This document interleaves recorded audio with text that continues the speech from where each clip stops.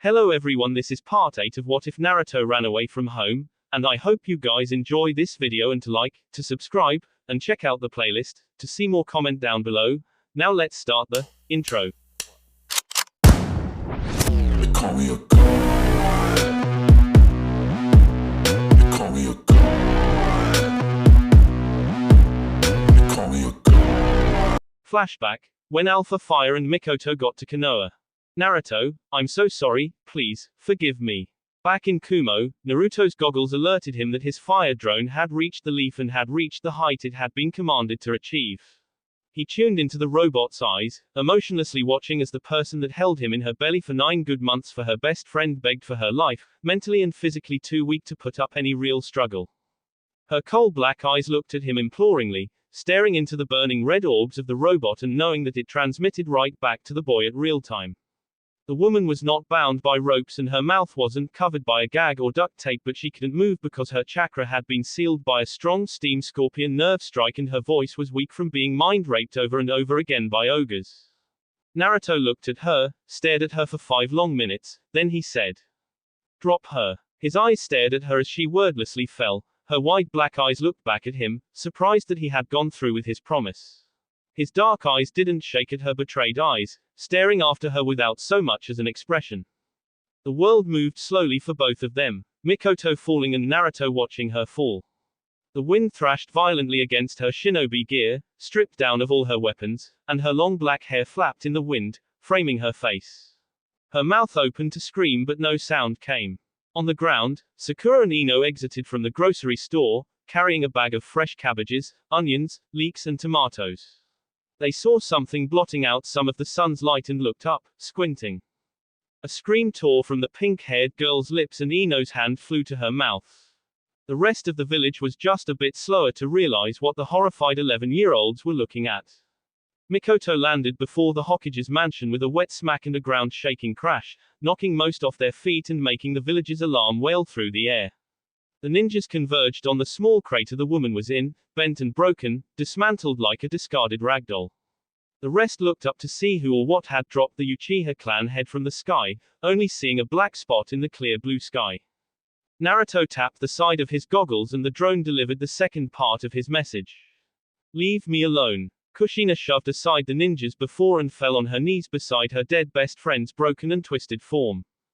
Her arms and fingers bent in the wrong direction and her legs and toes facing wrong angles. Her head was swiveled all the way around, leaving her neck twisted and her spine snapped. The back of her head was cracked open, seeping with blood and brain matter. Her tongue laid somewhere to her left, chomped off on impact with the ground, and one of her eyes had exploded from the pressure of the fall. "Mikoto." The redhead howled, grabbing the dead woman by her shirt and pushing her face into her fallen friend's neck, bawling pitifully. The other ninjas stepped back respectfully and turned away, giving the mourning woman some manner of privacy. "Mikoto." She screamed again, her body trembling as hot tears rolled out of her eyes. They poured and poured like a broken tap, unable to put the stopper on her emotions like a good ninja.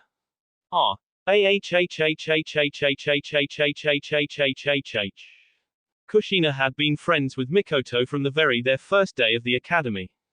The Uchiha was more of a follower, but they nonetheless flowed so well with each other that they were often confused as twins, though of opposite temperament and different great clans.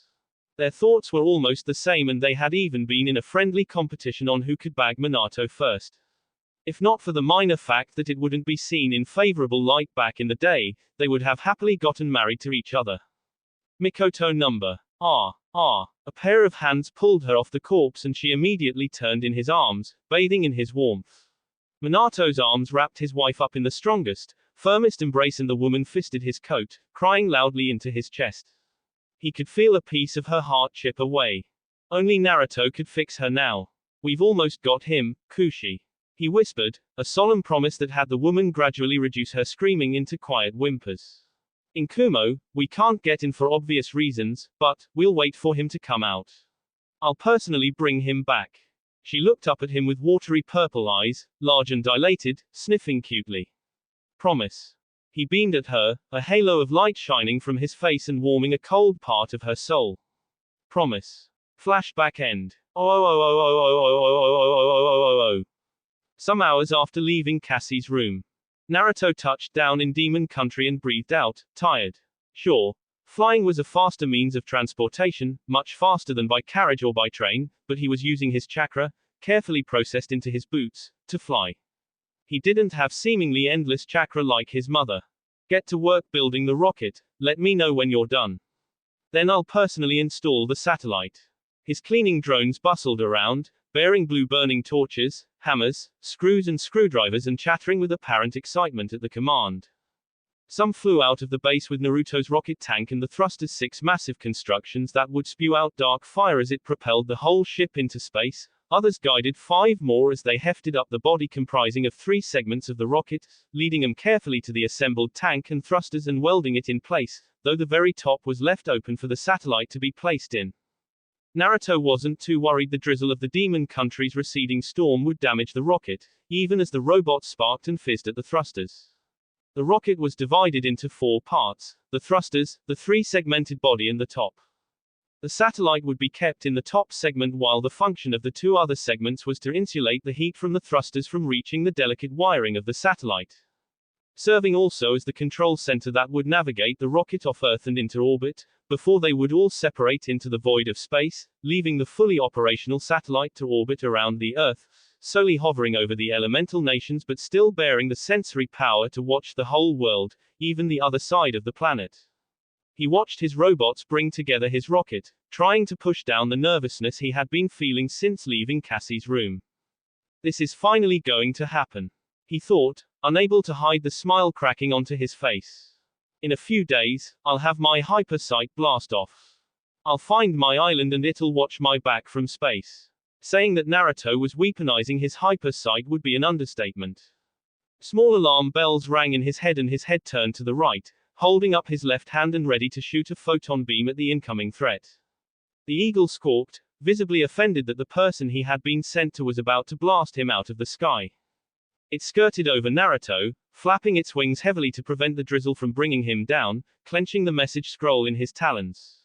Naruto's eyes saw the Demon Country daimyo seal on the bird's collar and lowered his hand, holding out his left hand for the bird to perch on.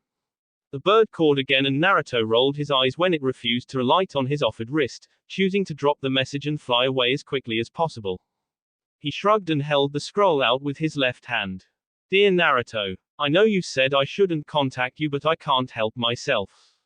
Welcome back to Demon Country, Naruto. I hope your time away was fruitful. I wanted to warn you that a few Konoha ninjas inquired about you this morning and have asked me to not stand in their way of your retrieval. I, of course, told them that even if you were within my borders, you are under protection through the Demon Country daimyo seal. Asylum, so to speak. If they found you in my country they are to leave you be else force my hand to declare any attack within my border an act of terrorism from a foreign nation. Demon Country will have the right of retribution if you are attacked while under asylum. I will ensure I take a pound of flesh from Fire Country in your honor. The Leaf Ninjas are out of my country now. I hope you take this as my apology for my impolite words the other day. I am truly sorry. I've got your back, Naruto. Your biggest fan, Shion. Naruto stuffed the letter into his pocket and hummed. A reconnaissance robot flew up to him, patiently hovering before him. Thank you for your help, Lady Shion. I am in your debt. I hope it doesn't reach the extent of quarreling with Fire Country. You don't have to worry about that, I will be out of your hands in a few days. Again, thank you for your protection. He jerked his head to the right, roughly in the direction of the daimyo's palace, and the spy bot flew away to deliver the voice message. Parts of his satellite were built separately and had still not fully assembled and Naruto couldn't do that in his state. He couldn't very well leave the work to his cleaning robots. It was a specialized task that the grunt work specialty wouldn't be able to accomplish with approvable finesse. The only possible way for them to get the job done was if I was controlling them. 4 hours remaining. 3 days later. The day came that he was ready. Everything he could build and assembled was ready. The rocket was ready. The satellite was installed. The rocket fuel was pumped in. The satellite was fully operational, though still offline for obvious reasons. Everything was ready, but the weather. Rain poured in light showers and light blue lightning crackled through the sky after low rumbles of thunder. It was far from the terrible cyclone that had rolled through the country, yes, that was undeniable, but Naruto didn't not want to launch his rocket and have lightning scramble the connection between his goggles and the satellite. The rain was too light to cause much of a nuisance, so he didn't take it into mind. The rocket, standing in all its red, black and white painted glory, steaming from its latest engine test and pointing to the heaven, its future destination, stood close to the edge of the cliff on a solid platform that both prevented it from toppling off the cliff into the sea and also held down the rocket firmly. A small handful of spy drones whirled around the magnificent piece of machinery, running through preliminary checks, and cleaning robots buffed it top to bottom, giving it a glorious shine with wax. By Ai's forecast, the lightning would stop completely for another month or so by the next day. In spite of the ground-breaking technology Naruto had designed and invented on his own, he didn't have the equipment to actually control the weather. That thought made the currently gray blonde-haired teen scoff. Knowing him, if he got bored enough, he would begin designing and inventing in a few years after he had run out of things to invent. For now he enjoyed the view, even as I muttered. Pain has arrived, boss. Dark Rinnegan eyes stared at the boys turned back with unhidden disdain. The waves crashed and smashed into the shores of his cliffside hideout. Pain didn't see his serene smile as he watched the landscape of water thrash and smash against the rocks, never truly able to reach him. The thunderstorm had subsided to a low, almost casual drizzle. The view was nice. Where is Conan? The Deva path asked, the other paths standing to its side. After a charged silence, Naruto said, somewhere relatively safe. He tossed the Akatsuki ring over his shoulder. The corpse caught the tiny object. Naruto had also taken the privilege of nullifying all the seals on her person, so no tracking seal could find her. I want us to talk, Nagato. The boy looked over his shoulder with a secret smile. About Conan's safety. Water crashed at the far bottom of the cliff and lifted up, breezing cool droplets onto the boy's face. He closed his eyes and savored the feeling. His broken arm was now in a white cast and a sling, under a thick dark red coat. The cast itched like hell most of the time, but now that the air was cool and the breeze was soft and caressing, the scratchiness fled him. He had to thank Hino again for helping him with his cast. I couldn't be gentle enough to place it on his arm. A red scrawling signature was drawn on his arm, signed further with a pair of cat ears and whiskers. There was a small tug on the back of his coat and he tutted, shaking his head. Don't do that, Nagato. Your friend's life is literally in my hands. Rinnegan or not, when she becomes a vegetable, sliced, diced and sold into the darkness black market for parts, you will never be able to resurrect her. He smiled faintly as he sensed the rage of the Rinnegan holder, followed by the tugging sensation reducing till he was fully released. Good, good. Face me, child. Address me with the respect I deserve. The Deva Path said in a deep, intimidating voice, clenching his fists hard enough to crack his knuckles. If I were you, old man, I'd drop the pride and listen to what I have to say. He shook his head again when pain barely got a handle on his wild, erratic Uzumaki chakra. It's this very same temper of yours that cost you your precious Akatsuki. The boy finally turned to the orange-haired leader of the Paths of Pain and narrowed his eyes, far from afraid. Get over it. You came after my head, you lost 7 good S ranks and you're going to lose your 8th if you don't calm the fuck down. I don't know how you did it, boy. Pain spat hatefully, detesting the young inventor more than any other person on the planet. More than Hanzo, more than Danzo, more than Jiraiya and more than Minato. He didn't need to be reminded that Naruto had finished off his Akatsuki with a broken arm and sprained muscles. I warn you not to push me. Naruto poked his temple with his left pointer finger, saying, I have Conan's memories and that includes the ones about your Rinnegan. He saw the Deva Path masterfully hold down his surprise. You confided in her everything, old man, and now I know everything. He walked up to Nagato, closing the distance at a leisurely pace. Naruto looked Pain dead in the eyes and whispered, if you want to try your luck, compare how fast you can kill me to how fast I can have Conan killed, do so. Naruto dared, his red eyes boring a deep hole in the cage's eyes. The insanity in the boy's eyes and the potent amount of trauma the boy had been through cut from his eyes and dug deep into the old man's soul, all the way back in Am. If you think you can yank out my soul, or force me to tell the truth with that freaky king of hell, go ahead, but let me warn you, again. He stepped closer and Nagato took a precautionary step back, subtly preparing himself in case Naruto attacked. The other paths warily looked on. If you harm me, in any way, not even the Shinigami would know where to find her soul. He motioned between Pain and himself with his good hand. Do we have an understanding? The corpse clenched his teeth powerfully and hissed, submitting to the greater insanity before him. Yes. Naruto cracked a small grin. Cool. He placed a firm hand on the Deva Path's shoulder, patting it twice. The Path looked at his shoulder with narrowed, seething purple-ringed eyes, silently thinking of the ways he was going to murder the boy once he got his best friend back. I need you to do something for me before you get Conan back. What? For someone like you, it should be really simple.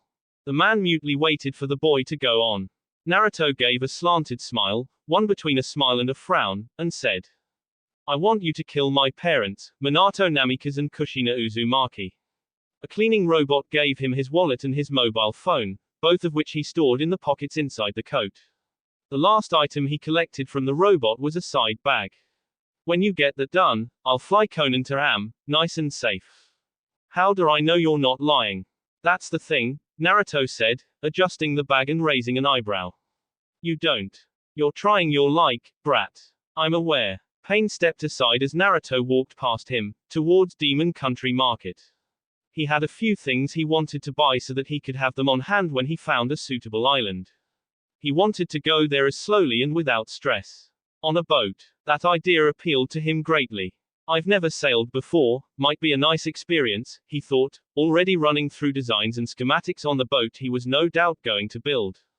What of Konoha? Pain asked, causing the boy to stop and look over his shoulder with a raised eyebrow. What about Konoha? Uzumaki Kushina and Namikaze Minato are both double S rank. I cannot be ranked. No matter how you think about it, if I fight them in Konoha, the village would turn into rubble. I know about your hate for Konoha, Pain. Naruto stated factedly. Well, do whatever you have to do. I want them dead. He could practically feel the joy radiating off the paths. Get going. Oh. A few minutes. The Hokage's office. Konohagakure no Sato. The door to the most powerful ninja in the Hidden Leaf, and arguably the whole world, blew open and the Deva and human path walked in briskly, stopping a few steps into the room and narrowing their eyes at the person sitting on the desk. Kushina, wearing her full combat uniform, crossed her right leg over her left and looked at the intruder with a coy smirk. The alarms of the village were screaming from outside the village as the other paths laid waste to the village and its forces, indiscriminately attacking anything that moved. The woman swept her red hair, tied into a messy ponytail that reached her lower back, and said, My husband isn't on seat at the moment. She hopped off the desk and skipped forward 2 steps, an action that made the Deva Path's fingers twitch, ready to crush the Uzumaki powerhouse into paste. You'll have to make do with me. Kushina Uzumaki grinned cattishly and blurred to the Deva Path, thousands of golden chains exploding from her back and waving in the air like sentient tentacles. Try not to die so quickly, Ooh. That same moment. General Market. Demon Country. Naruto's bent down on one knee, his eyebrows peered into a 5-year-old child's teary eyes and smirked. Let me show you a magic trick. The boy's eyes brightened, forgetting what he had been crying about and nodded quickly. The inventor shifted his side bag to his right side and brought out a single 1 coin from his left pocket with his left hand. He held it up for the child to see, who was utterly enraptured and completely attentive to the older boy.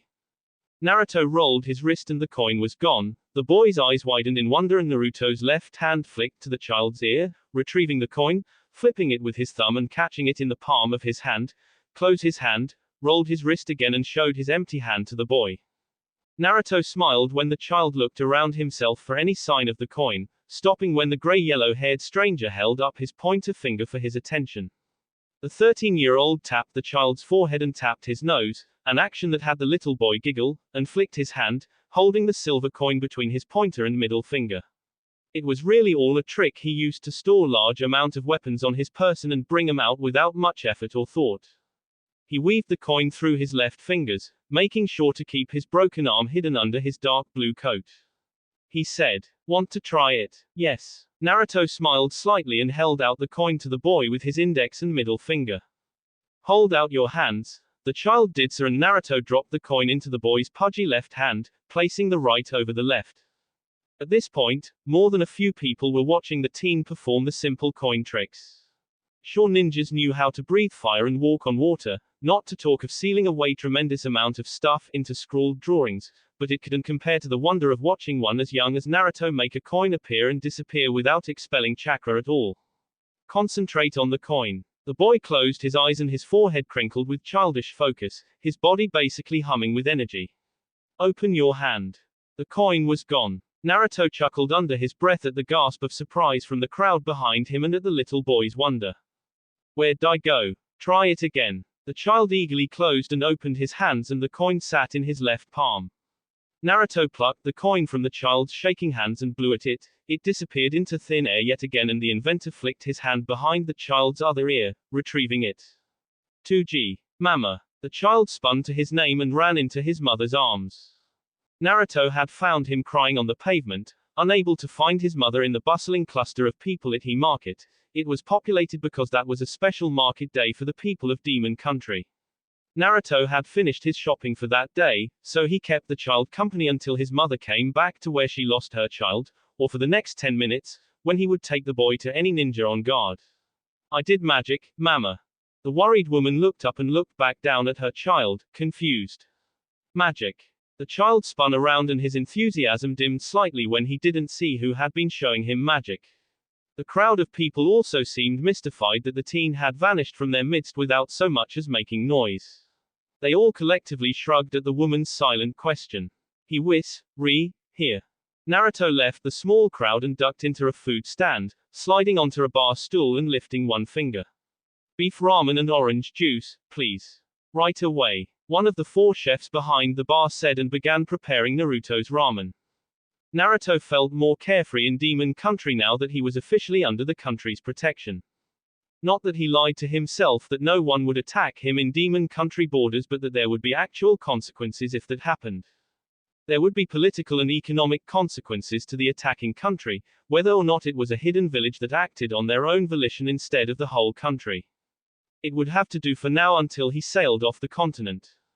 The low murmurs of the patrons in the fairly popular food stand floated around and the boy dropped his side bag onto the ground, running a tired hand through his mixed hair. He quite liked the combination of his natural sunny blonde hair and highlights of gray mixed here and there. He smiled fleetingly at the people to his right, fellow teens who were on break from the duties as a genin and spending it with a bowl of udon and soba. The 3 were probably all teammates. They nodded back respectfully and went back to talking among themselves. At this point nearly everyone knew who he was, but no one would go against the daimyo's decree, which stated that if they aided and abated the attack on Naruto's person in any way then they would spend 50 years on prison. The daimyo was both the spiritual and political head of the country. Her words were considered the words of Yami herself and her actions were seen as mirror images of what Yami would do, so they obeyed without question. Someone sat to Naruto's right and the hair on the back of his neck stood up. Nice magic show, son. Minato said, and Naruto slowly turned his head to him, his neck creaking, stiff. His eyes were wide and he gulped. His father looked more like him than his birth mother, Mikoto, shining, sunny, spiky blonde hair, soft features that would have looked feminine if they didn't notice the man's broad shoulders, strong build. Minato's white and red flamed hair fluttered as he sat down properly, looking at his son with a smile. Naruto silently looked up at the man, the goggles on his forehead working on overtime to summon the drones from his cliffside base and call up his gloves. The man could guess as much, seeing as the boy subtly shifted his legs to face the bar, propping his feet up against the vertical base. I wonder though, how were you able to blow away the coin? Minato asked with a sharp smirk, his crystal blue eyes looking deep into his child's bright purple orbs. A magician and his secrets. Naruto answered in a quiet voice, simpering with bubbling anger. He felt wrath build up from the pit of his stomach and surge upwards past his chest and threatening to spill out of his mouth, willing to burn the man down with his hellfire. But he didn't do that. He only whispered, flicking his eyes to the patrons of the food stand, unaware of the growing tension between father and son. Do you want to do this here, or somewhere less congested? The man chuckled and answered. How about in Konoha? The multi-billionaire cocked his head to the side and gave his silently mad boy a patronizing smile. Kushina should be just about done with that guy you sent to kill us. They were gone in a yellow flash. Next time on Red Lights. Naruto felt her chakra presence wash over him in overbearing waves before he even heard her voice. Naru baby. she called, and his body froze, standing ramrod in the center of the decimation caused by his own hand. I missed you, honey. Petrified. He felt a hand on his shoulder, and I frantically sent bolts of electricity into his body. Boss. Boss. Snap out of it. Boss, please, snap out of. Kushina scoffed and removed his goggles, throwing it over her shoulder without hesitation. The tech goggles bounced off the ground, away from its master and its master's viciously possessive mother. No more of those kind of toys, baby. She turned him around and held up a black collar with obsidian black and ruby red gems studded on it. The suppression and restraint seals speckled on the masterful and expensive item, crafted by the Uzumaki princess herself, glowed with ominous darkness as it neared Naruto's neck. And no more running. Okay, you made mommy worry. The woman smiled lovingly and ran a gentle hand through his mixed-dyed hair. You've been a very bad boy, Naru honey, bad boys need to be punished. One moment, he was sitting in demon country, the next he was thrown across a hard, grassy ground in a training ground, surrounded by Anbu. Minato stood across from him as he got to his feet, activating his boots and calling his gloves and sword to his new location. The rich shinobi watched as the normal black sneakers morphed into a pair of black with red-soled combat boots.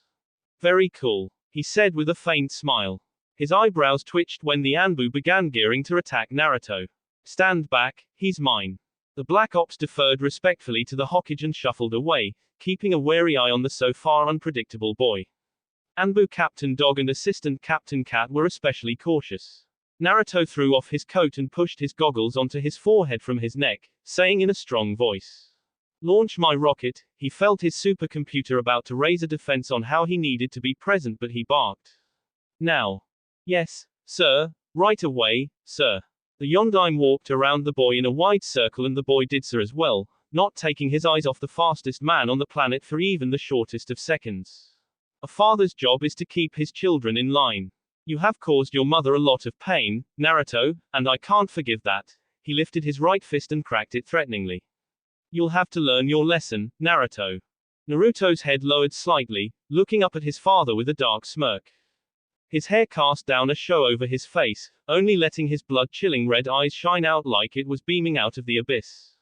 The boy hit his left fist on his right arm, holding down a wince behind his grit teeth, and the white cast fell down.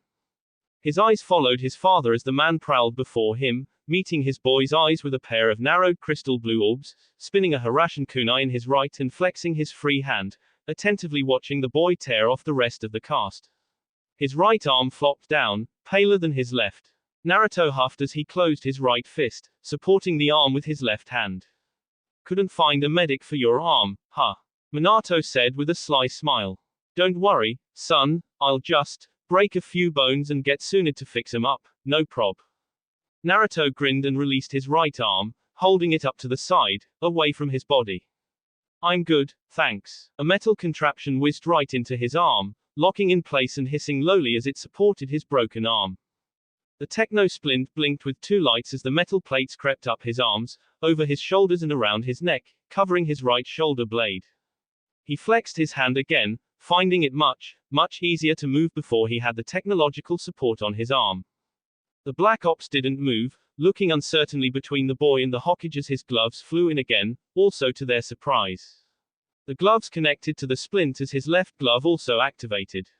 The difference between his left glove and right was apparent with the addition of the splint on his right arm. The metal plating that protected his right arm was a bright, more flexible, but the left was dull and provided more strength in its protection. The boy rolled his shoulders and his red palm slowly started glowing white. Kat spoke up, placing her hand on the handle of her katana and stepping forward, prompting a few of her subordinates to follow suit. Her gaze was on the boy. Lord Hokage.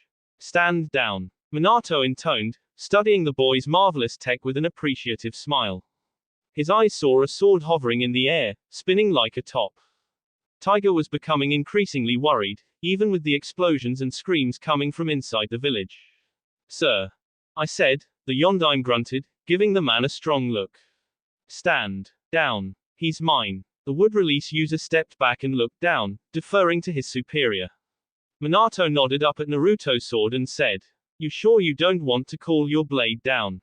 Nah. The boy hopped on his feet 5 times and then settled on his feet, firmly planting his legs in the ground and lowering into his fighting stance, snapping his goggles down onto his eyes with an errant flick of his hands.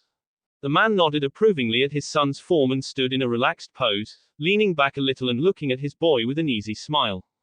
The wind blew, fluttering his white and red-flamed cloak and Naruto's dark short-sleeved shirt. The man stopped twirling his kunai and fully faced Naruto, bending down into his preferred taijutsu stance, flying hummingbird fighting style, and narrowing his eyes at the unpredictable boy, much like him, for that matter. The Anbu watched with bated breath as father and son stared down each other, unmoving in spite of the wind coming from the war zone deep in the village.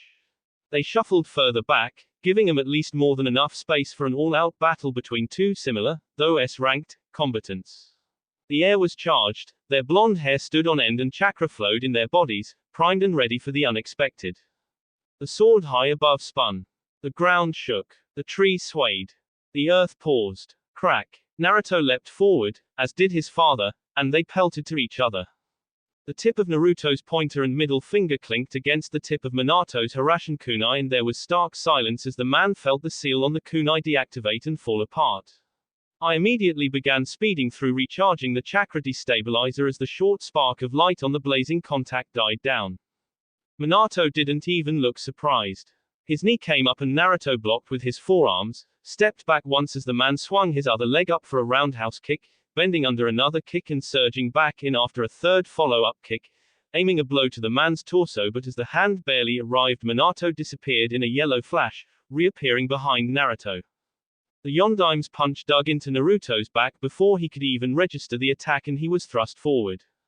Another crack to his side and Minato jammed his elbow into Naruto's jaw, throwing him in another direction. A thwack later and Naruto's legs were swept over his head and a straight kick slammed into his abdomen, carrying him over to the left and into a waiting rising knee to his jaw, lifting him high above the battleground and into a patiently waiting, but burning with righteous fury, axe kick to the center of his head. This happened in 2 seconds. No one was able to keep track. All they saw were dozens of sparks of light and then Naruto crashing down to earth like a bolt of lightning, into a crater of his own creation. Naruto exhaled black smoke as he lay in the crater, his eyes wide and surprised. "Sir," I barked, bringing him out of his daze and he clambered out of the shallow hole, standing on wobbly feet and laughing shakily, his lips curling up into a sharp grin. Minato was nowhere to be seen or sensed. What Naruto did notice, with the help of his goggles, were light blue blips of chakra littered all over the training ground. Figures. Minato would drag him back to his home turf on a pre-prepared battleground. Naruto wasn't much for honoring or respecting his parents for that matter, but he had to give it to his father. The man was smart. Naruto also appreciated he was being taken seriously. He mumbled. "Already on it, sir." The computer answered. It used a small portion of its processing power to call all of Naruto's Beta series drones while at the same time adding its sensory capabilities to its master in order to search for their opponent. "Sir, I can't find him." Naruto turned around in a full circle, his knees bent in preparation, and looked as well. He focused his chakra into his eyes and they twitched to his back when he finally felt something. A fist cracked into his lower back and an elbow smacked into his belly. Minato's chuckle rumbled through the training ground as Naruto clenched his teeth, pushing himself onto one knee. Destabilizer. Purple lightning flowed over Naruto's body and flooded out of his body in a rush of air. The Black Ops leaped back as it approached and stopped at the very edge of a cluster of trees, where the chakra-negating air 2 ended. Naruto heaved in air and go to his feet, turning around again and searching for his father. A foot crashed into his left cheek, careening him to his right and 2 punches to his chest slammed him back into the ground. Naruto groaned and sat up, holding his smarting cheek and closing one eye in frustration. He noticed that the blips of chakra around him were still fully operational. It didn't work. "It did, sir." Naruto got to his feet again, after another full sweep of chakra destabilizing air, and was subsequently brought back down onto his face by a savage knee to the back of his head. Yamato Tenzo, also known as Tiger, snorted and crossed his powerful arms. As expected of Lord Yondaime, he stands at the pinnacle of humanity. Viper, Kanoiki and another squad than Tiger, looked at him from the corner of her eyes. "Why do you say that?"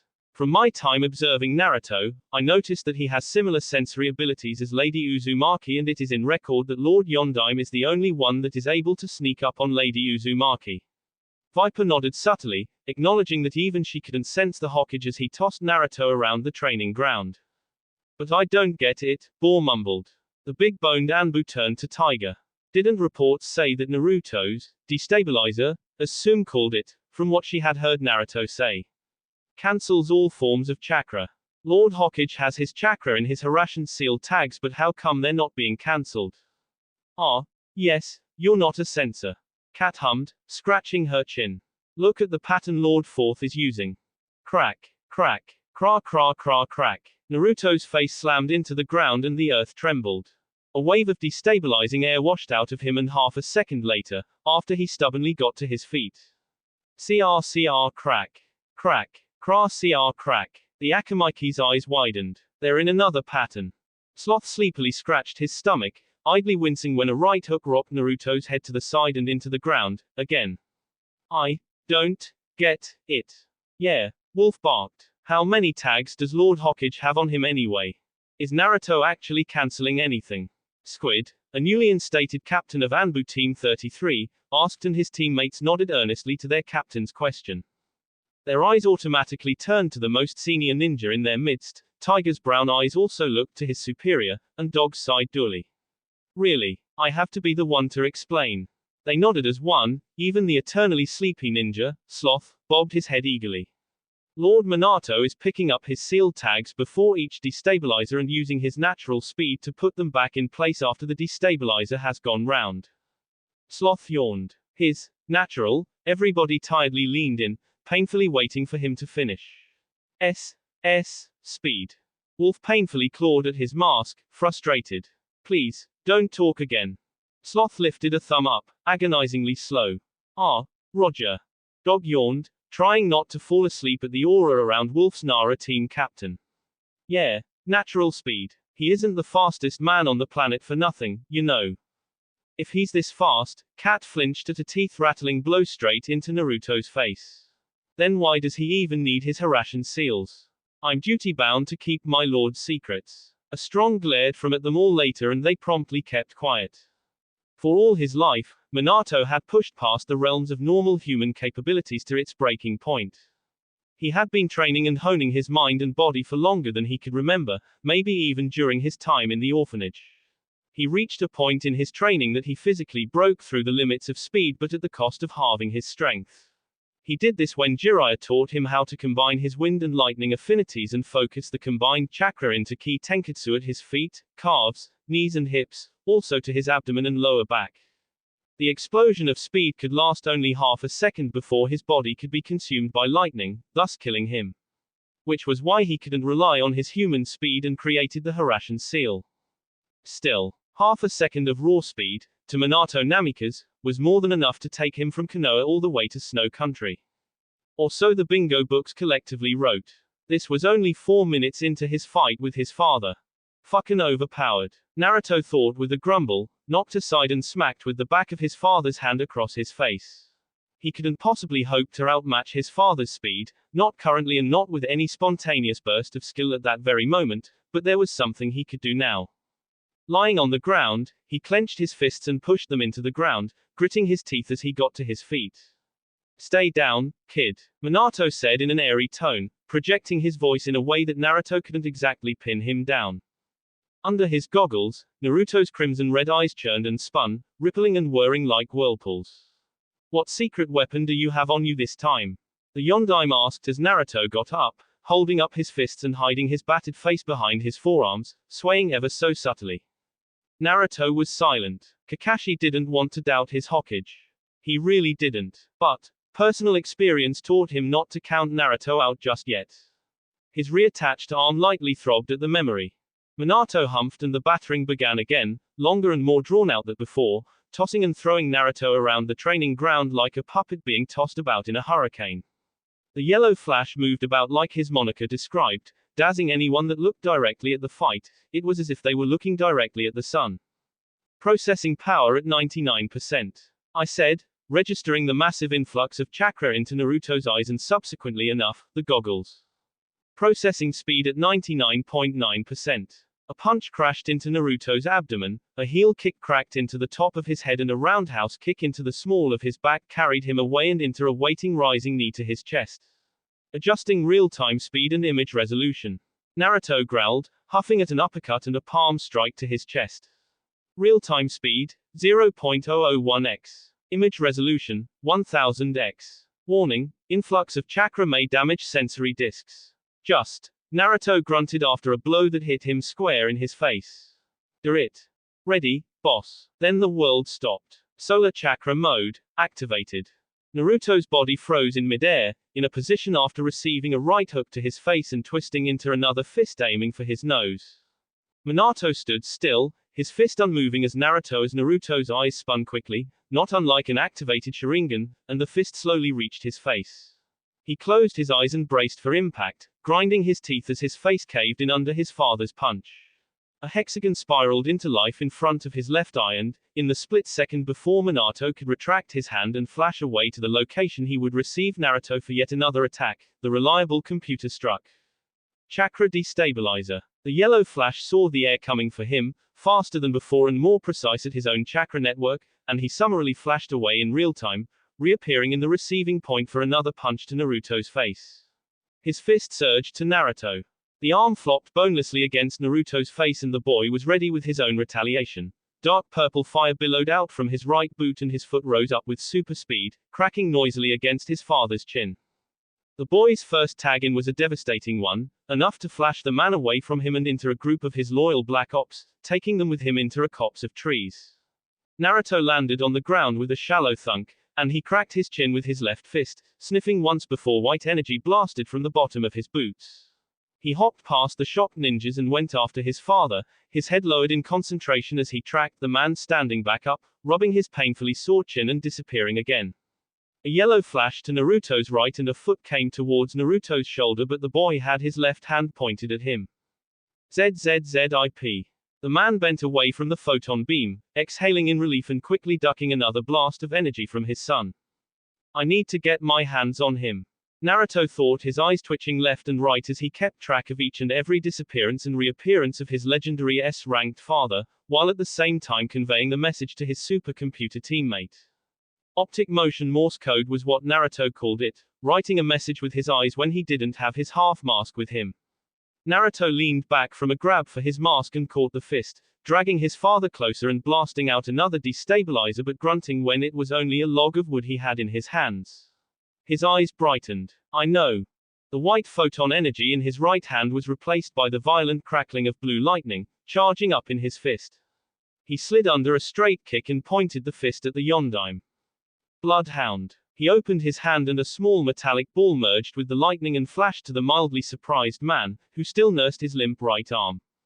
The bolt of lightning moved in a single string, crackling with the intensity of a ravenous beast as it surged around the forest, blowing up wet trees and making dry leaves burst on fire, doggedly following the Yondaime as he flashed about Naruto. The added task of carrying a chakra-less arm along with him with each flash was what slowed him down ever so slightly, enough for a simple bolt of lightning to more or less keep track of him, and with each blink of yellow light Naruto's eyes kept careful track. He counted in his head. 1, 2, 3, 1, 2, 3, 1, 2, 3, 1, 2, 3. His left arm suddenly snapped up and grabbed the man by his left arm as he made to pass by Naruto in a hasty retreat from the tech-controlled bolt of lightning, and with the grab also came an explosion of destabilizing chakra. This time, Minato could only wrench his arm out of Naruto's grasp but wasn't fast enough to actually save it from its chakra-less fate. The man stumbled away, his arms bonelessly swinging at his sides, and he cried when a solid foot met his back and with it came a blast of skin-searing purple fire, blasting him clear out of the forest and back into the training ground. He landed with a crash and roared in pain at the burn marks on his back, his charred cloak and Junin vest flopped about him, ready to crumble to dust if so much as a small flicker of heat touched it, and Naruto landed by his head, his heavy boots thumping on the ground. The man cast aside his pride, anticipating the skull-crushing stomp from his son, and bellowed. "Get him!" A wave of torrential chakra negating air flooded out from Naruto as they poured down on him. A few were lucky to have shunshined away. Minato was among those unfortunate enough to have their chakra destabilized, rendering him weaker than even a civilian baby. The man lay on his face, unable to move, as he heard the sounds of active combat around him. Naruto caught his katana in his right hand, channeling cell-splitting photon energy into the blade, and clashed it against an incoming Tanto, slashing the blade and continuing the downward motion and cleaving the stunned Black Ops Kanoiki in half. Naruto kicked her upper half, forcing Kat to catch it, swept the dying woman's legs and straight-kicked it into Kat again.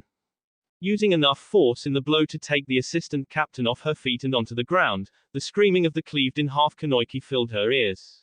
Naruto reversed his hold and deflected 20 shuriken, burning the ninja wires connected to it and catching 5 ninja stars in his other hand, dragging it to him and cracking his forehead into the junior shinobi's mask, shattering it and knocking him out. The tech genius twirled the blade once as he turned on his feet, looking back at the now uncertain ninjas surrounding him. 18, he counted. He was still in solar chakra mode. A dark smirk grew on his face and he flicked his sword again, switching it back to the normal grip and catching the sheath of the katana in his other hand, holding that one in a reverse grip. One before him, one crossed behind him at his lower back. Blood gently trickled down from his nose at the massive influx of information flooding his senses, mostly his eyes. Would release user, Nara, Akamaiki, Kakashi Hataki, Water Affinity, Yugao Azuki, Root, Hyuga, Yamanaka, Hyuga, Fire and Wind Affinity, another Water Affinity, Kurama, Inuzuka and Ninken, and Uchiha. Take it easy, boss. I said worriedly. You're going to overload yourself. I'm fine. Naruto grunted. The ground shook then and Naruto looked up, catching a trail of black smoke lift off from where he could vaguely guess was demon country. Make sure it's set up properly. I can handle these guys. Naruto muttered and dog-cocked his head to the side. You sure about that, Naruto? He asked. He swept his hands to his high-ranked comrades. This isn't 2-on-1, like last time. Why don't you come and find out, Kakashi? 3 shadows shot to him and fastened him to the ground. His boots vibrated subtly, shattering the Nara clan ability and he leaped aside as the lone Yamanaka dove at him with his own clan-based ability. Naruto fired a beam at the limp body of the blonde man, burning a hole through where his head used to be. 2 beams honed towards 2 of the dumbfounded Nara, wondering how a boy many years their junior could break out of a shadow snare jutsu. They were pulled aside quickly and that was when the root ninjas Danzo had sent lost their patience. Naruto had Orochimaru's memories and he had Mikoto's memories. He knew of the root but not the exact identities of the ninjas there. These 2 were masquerading as Viper and Boar. The rest took their attack as their cuter attack as well. Viper slinked under a slash from the photon blade, avoided being brained by the sheath and gave way for Boar to bring down a meaty paw on the boy, not counting Naruto cutting through the hand and pulsing out a destabilizer as he ran up the limp man's hand. He used Boar as a foothold, scorching his head in the process, and dove at Viper as she went through a sequence of hand seals. Toxin release, acid mist barricade. She blew out dark green air at her incoming aggressor, not counting him to shoot her down with a beam of energy from his goggles. The beam burned through her chest and felled her, while Naruto held his breath and let go of his katana, waving his hand at the wall of tissue melting acid. Wind manipulation, tempest. Cool gales of wind blew from his right glove and he harmlessly passed the relatively clean air, wincing as residual acid hissed harmlessly on his face.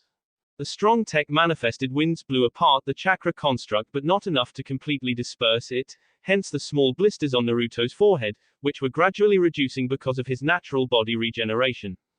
He grabbed his sword again and crossed it over his chest, using it to push back a pillar of earth and spinning on his left heel, delivering an overhead kick with his fire-coated right foot to Sloth, who slinked around the blow and, in a surprisingly fast sequence of deliveries, tapped Naruto's boots with his fingers, coated with protective chakra to prevent getting burned, and slithered under Naruto's sheath swing to tap his arms with his fingers.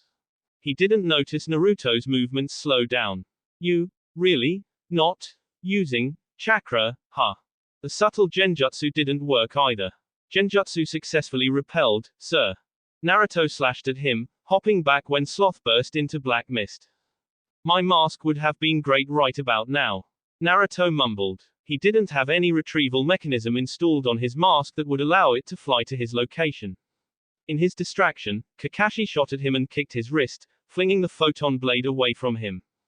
Tiger clapped his hands together, and faced his right palm at the sword, saying, Wood release, sealing arts, Showtime Hokage's cage. Wood poles flew out of his palm and converged on the dangerously humming blade, covering it entirely and forming a wooden cage.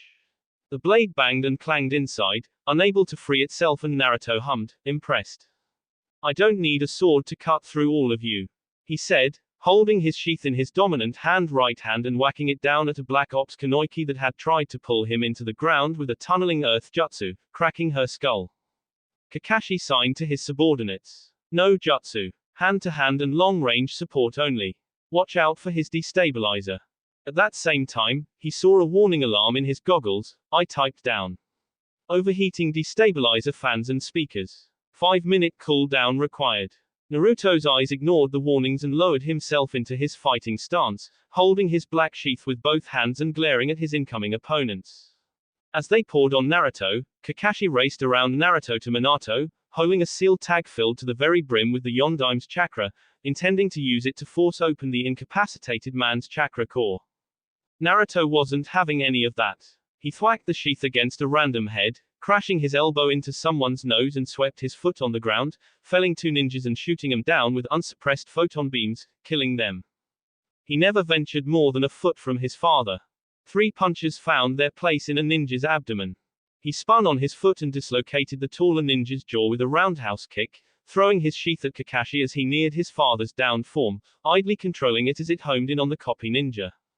He bent under a clubbing blow that certainly would have taken his head off, from Anbu Operative Wolf, and the boy raised his forearms over his chest to deflect numerous clawed strikes, purposefully aimed to push him back, but the boy dug his feet into the ground and endured it. His goggles screamed and glowed bright white, and the Inuzuka ran away from the photon beam. Naruto turned his head and the deadly light carved death and destruction around him, until Naruto blinked twice, feeling the goggles heat up ever so slightly. Meanwhile, a trail of smoke kept rising up in the sky, gradually passing through the air and off the earth. He hastily lowered himself onto the ground and placed his palms on the grass, muttering, Earth manipulation, slick sand. The grass and the ground immediately softened and gave way, sucking in the few that were not quick enough to jump into trees. Naruto used the screams of suffocation and agony to run a quick personal inventory, idly shooting those trapped in the thick, soupy ground. 10 magnetic senbon in a case in his left back pocket. They were shorter and not really standard issue, but no less saturated with poison. 5 explosive homing kunai and shuriken on holsters on his right and left thighs. 2 more chakra attacking drones, which were little pieces of technology that doggedly chased any trace amount of chakra Naruto keyed into it via its goggles. Naruto mostly used it as the core or heart of his more sentient nature manipulations, like the false phoenix that had drastically reduced Kakazu's masks. He could only use plasma and photon beams from his goggles sparingly, to ensure not to overheat or overload eyes system, but his gloves and boots had inbuilt cooling systems to ensure nothing bad happened if he used, say, a plasma beam from longer than 5 seconds, which was unlikely with how effective the cell-destroying beam was. As long as the sun was still up and his solar cell batteries were full, he could blast plasma and photon beams to his heart's content. Though plasma was always reliable in ending lives, from Naruto's astute observation, he used its slightly lesser and more refined form, photon, more because it was faster and cleaner. He popped out a bolt of photon energy, ripping off an ANBU's leg, and used his other hand to bathe the man in dark purple fire, using his shin to block a Tanto strike and searing off his attacker's stomach with more purple fire. Naruto's nature manipulation was as dependable as his other 2 energy attacks in the sense that it took less strain and the results, though usually successful, varied from time to time. One manipulation by itself was good, but combining them would increase its effectiveness, and it was the combination of fire and lightning that Naruto made his purple hellfire. The inventor fell back into a crab from a jab to his chin, flicking his legs up to block a katana blade with his soles and jamming both feet to push back his bladed oppressor. Cat hastily stepped aside before the tussle could become top drawn out, and Naruto spun on his hands, his hellfire burning legs windmilling about and striking at random, without bias or remorse. Fire and lightning manipulation, sunset inferno blizzard. Give me my chakra, Kakashi. Minato roared, feeling the heat from his son's hurricane building up with each dexterous hand spin. The purple fire soon rose up into the heavens in a warbling, wailing column of hellfire. The short sleeves of Naruto's shirt fell off in black clumps, and the man below him howled at the impossible heat in the fire.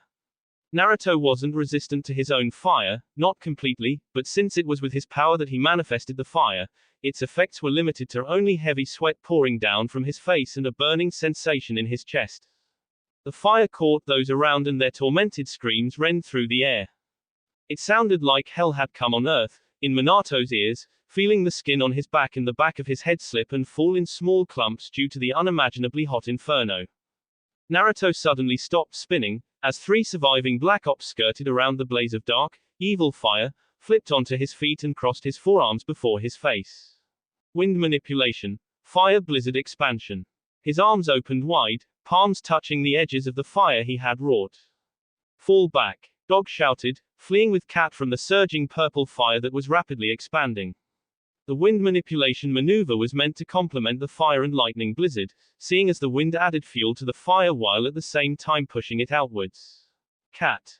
The battle in Konoha paused at the sight. Dog grabbed Cat by her left upper arm and ran, wheezing for air as the fire snatched it all out of its surroundings, using it to propel itself out more and more, burning the forests and killing the wildlife. The man had his eyes half closed, focusing on keeping his breath and fleeing for his and his subordinates' life. He turned to his right and saw Sloth swinging from tree to tree, and for once his eyes were wide with horror as he too ran for dear life from the purple hellfire. The out-of-breath woman he was supporting huffed and wheezed pitifully, using the crook of her arm to cover her nose, trying as best as she could to not inhale the thick black smoke around them. The fire kept chasing them, lashing out towards them at random with unintentional tendrils of death, carving out charred paths with each swipe. One such swipe lashed against Sloth's back, but he kept on swinging, enduring the pain, even as large blisters and boils grew on his back. Pain could come later, he needed to run now. SS-senpai, Cat mumbled weakly, coughing and hacking. Dog spared a quick look down at her and gulped at the blood she was coughing up into the crook of her arm. His blood ran cold as the fire kept coming. Don't worry, he muttered, mustering up some form of hope in his voice. We'll get out of here soon. S-senpai, she repeated, her eyes feeling heavy as more smoke poured through her mask and into her lungs. Kakashi wasn't doing so well himself, but he couldn't waver, not with hell itself chasing them. S-senpai, I can't feel my legs. Kakashi gulped and his chest trembled, fighting the urge to look back. He didn't want to see the stumps that were now her legs. You'll be fine. I'm dead weight, Kakashi-senpai.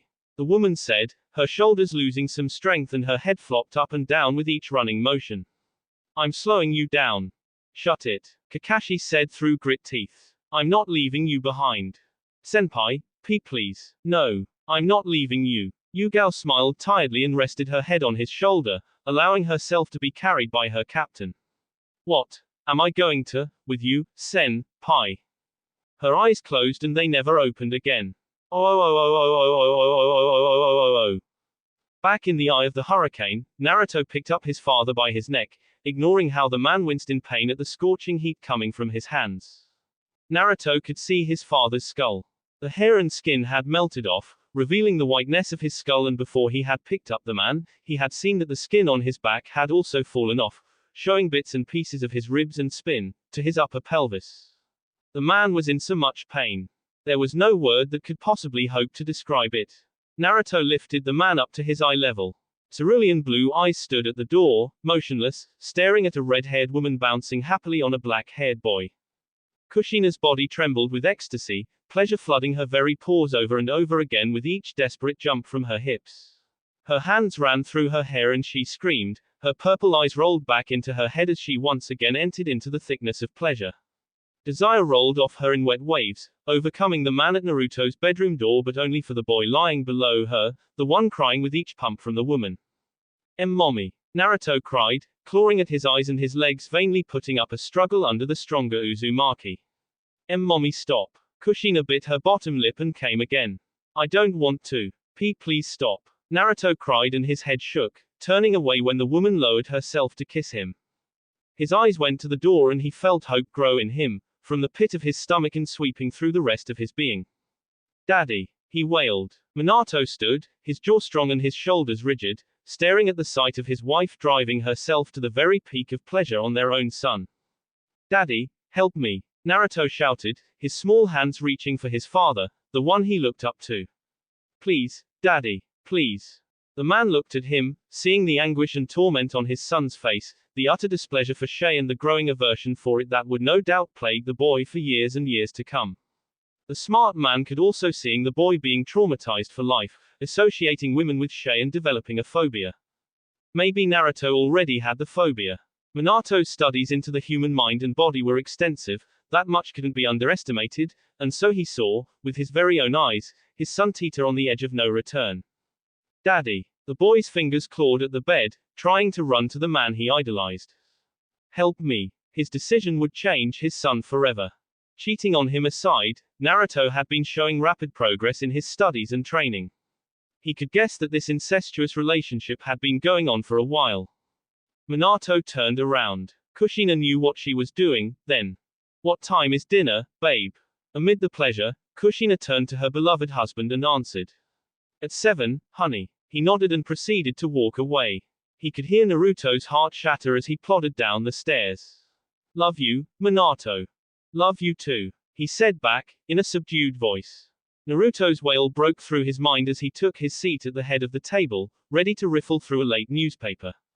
Daddy, no. Before I could shock Naruto back into reality, the blonde gray-haired boy yanked himself back and snarled at the man. His goggles slowly began glowing white, squealing lowly at first before it increased to just about loud enough to join the purple fire crackling about him. The light was focused directly over Naruto's spinning red eyes. Naruto, stop, Minato said, cursing his helpless state. Don't do this. You could have helped, and you didn't, the boy whispered. I asked for your help, I begged you for help, and you did nothing. I Seiko couldn't say anything. The man blubbered. Kushina, you see. I don't want to hear it. Naruto said with finality.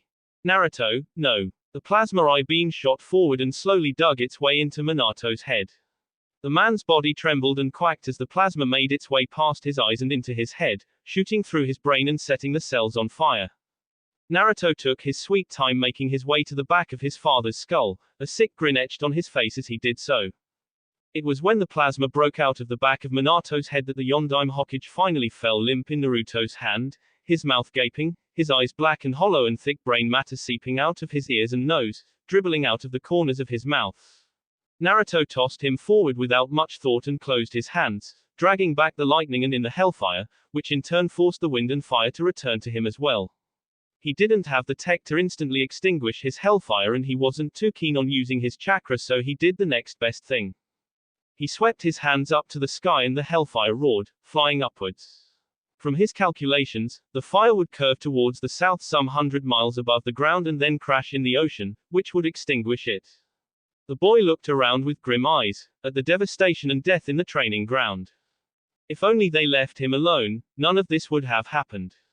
The forest was burnt to a crisp by his fire and the animal life there was long dead now. The village would struggle to return the ecosystem back to normal, an unfortunate result of their own single-minded devotion to their now-dead Hokage. Naruto wasn't much of a fan of taking out his aggression on nature itself, especially with the amount of untapped potential he could safely harness from it, but if that was what he had to do to prove a point, then so be it. Naruto sighed and his shoulders relaxed. Let Conan go, he said in a quiet, solemn voice. Throughout his battle with his father and the upper-ranked Black Ops, and even before his arrival, Pain and his paths had been in active combat with his mother. The Rinnegan holder spared nothing for the Uzumaki princess and utilized the village without hesitation. A video feed from one of Naruto's surveillance drones, deployed since before he sent Nagato on his mission, played the fight. As far as he could see, Nagato had lost his human, Naraka and animal path and the rest were struggling against the powerhouse lady. Their chakra level was low and Kushina used sealing methods unseen since the time of Uzushio's shinobi dominance to whittle down the Shinra Tensei and Bansho Tenon of the godly power of the Deva path, her brute strength to neutralize the mechanical power of the Asura path and her almost inexhaustible chakra to overwhelm the chakra-draining abilities of the Preta path. A golden chain found itself inside the Preta path's head and it swung the path around, using it to break off two of the Asura path's arms and smack the Deva path away as it made to forcefully bring the woman to him. The village was in shambles. Dead bodies littered around them. Blood soaked the ground and the intruder siren still wailed, ushering civilians and genin into protective underground bunkers far away from the devastating battle. The same chain in the Pretapath's head sealed it away into a small pebble, and Kushina broke the pebble under her foot, grinning madly at the corpses. Somewhere in the outskirts of Am, Conan heard a chilling click on the bomb vest over her torso, and the red blinking light stopped. She quickly took it off and ran as fast as her legs could carry her to Am. Naruto swiped away the video. Looking at his mother from this distance was close enough. White energy buzzed under his feet and he prepared to take off, but then Naruto felt her chakra presence wash over him in overbearing waves before he even heard her voice. Naru baby, she called, and his body froze, standing ramrod in the center of the decimation caused by his own hand. I missed you, honey. Petrified. He felt a hand on his shoulder and I frantically sent bolts of electricity into his body. Boss. Boss. Snap out of it. Boss please, snap out of. Kushina scoffed and removed his goggles, throwing it over her shoulder without hesitation. The tech goggles bounced off the ground, away from its master and its master's viciously possessive mother. No more of those kind of toys, baby. She turned him around and held up a black collar with obsidian black and ruby red gems studded on it. The suppression and restraint seals speckled on the masterful and expensive item, crafted by the Uzumaki princess herself, glowed with ominous darkness as it neared Naruto's neck. And no more running. Okay. You made mommy worry. The woman smiled lovingly and ran a gentle hand through his mixed-dyed hair. You've been a very bad boy, Naru honey. Bad boys need to be punished. Somewhere in the back of his mind, the scared child in him curled up into a ball and accepted his fate. The choker closed around his neck and he felt his body weaken as his chakra was sealed away. I became frantic as it lost sense of Naruto's chakra and the solar chakra mode turned off. Kushina smiled motherly, dropping to her knees and pulling him into a warm hug. Naruto stayed still in her arms. This time, I'm going to do it differently. I'll show you my love even more, so you don't run away from me again. She whispered earnestly. Naruto's arms hung limply at his sides as she hugged him harder, pressing her nose into his neck and inhaling his scent deeply. No more fighting, no more training, no more techie toys. I'm going to quit from the ninja force. Her eyes glanced to the smoky corpse of her and she sniffed. Too bad, I loved him, but you know what? She placed her dainty hands on his shoulders and held him at arm's length, looking at him with so much love and adoration. Naruto felt a stirring deep in his stomach. I love you more. The petrified teen remained silent, his red eyes were wide and broken. I love you more than the sands in the desert, she said, repeating the words she always told him when he was younger. More than the stars in the sky. His head slumped to the side when she hugged him again, happy to have him back in her arms. More than the fish in the sea. Her voice became lower and her ruby red lips touched his ear, whispering. More than Kami herself loves the earth. His breathing became shallow, almost unnoticeable. I love you so much, Naruto. His mother said quietly. I'm never going to let you go again. Her lips twitched up when his arms flexed, rising up and returning her hug. She felt tears stain her own shoulder as Naruto buried his face into her neck, mutely crying. I love you, mommy. With those words, Naruto felt his soul crumble into dust. He flicked his right hand. SSS's shing. His hidden kunai slid its way into her back, between two of his mother's ribs and impaled her heart. Kushina felt her eyes tear up even more and her smile shook sadly. Naruto, she pulled away from her, holding him by his shoulders. Naruto looked back at her, a small smile on his lips and tears cascading down his eyes. His arms held her sides as the kunai pulsed and ebbed blood out of her back, stabbed right down to its hilt and puncturing a hole in her heart. Stabbed in the back, by her own son. Of all the ways to go out. Survived the Third Ninja War, gained a notorious name for herself and was a force to be reckoned with. Her angel was too good for this world anyway. The woman sniffed and Naruto brought her back into the hug, slowly calming her down, stroking the back of her head and swaying from side to side. Let's. The Uzumaki began, feeling her vital life blood seep from her back. Blood dripped onto Naruto's shoulder as she silently sobbed. Let's go to heaven, together. Naruto remained silent, only holding on to his mother harder, bracing himself. Boss. No. B-O-O-O-O-O-O-O-O-O-O-O-O-O-M. That will be it for this video. If you want more, comment down below, like, subscribe. And see you guys later.